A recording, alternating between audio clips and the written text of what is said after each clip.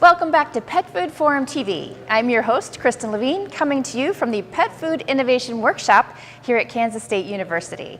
And I'm joined by a very special guest, Spencer Smith. Hello. Hi. You are a graduate research assistant here at Kansas State. I am. And I understand you're doing a big presentation tomorrow. I am. I'm giving an oral presentation about the use of distillers dried grains in dog and cat foods. Great. Now, I've been dying to ask you this question. What are distillers dried grains? So distillers dried grains are a co-product from ethanol production.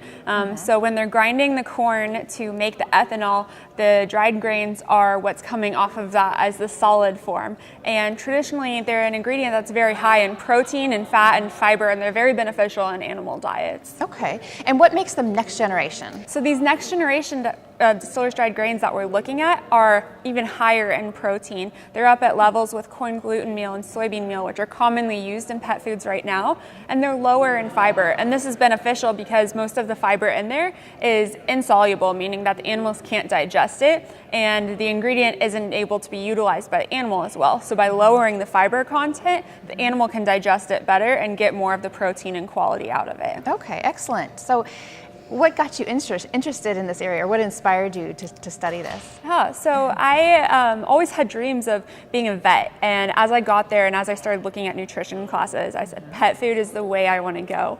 And what's been really cool about this project is that distillers dried grains are a very sustainable ingredient. We already have a lot of them readily available since they are coming from ethanol production. And I think that sustainability is a movement that is very important in not only pet food, but in the human food industry right now, and finding a way to really make the most of all of the things that we're already producing. So I think this could be very beneficial to the industry. Yes, absolutely. Everybody's looking at how to be more sustainable, so that's a great point. So what is the overall effect of these grains on the kibble size and structure? So what we found is that the grains are a little less likely to expand as some traditional grains. The kibbles become a little bit more dense. However, by adjusting some of the parameters on the extruder, we can get them to be identical to any other kibble.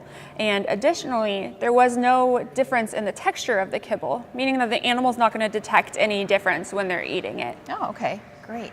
And so why should pet food companies be looking at using distillers dried grains? I think that these are a very cost-effective and very readily available ingredient. Right now, what a lot of people are wanting is their pet's food to look like their own plate.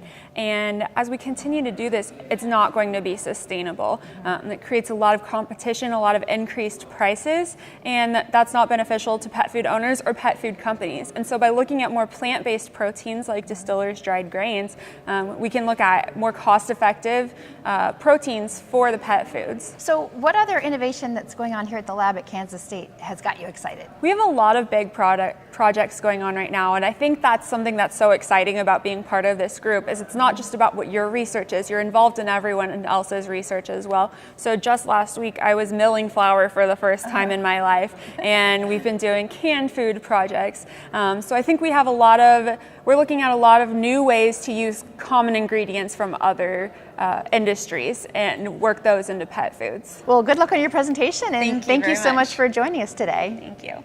All right, we'll be back with more with Pet Food Forum TV.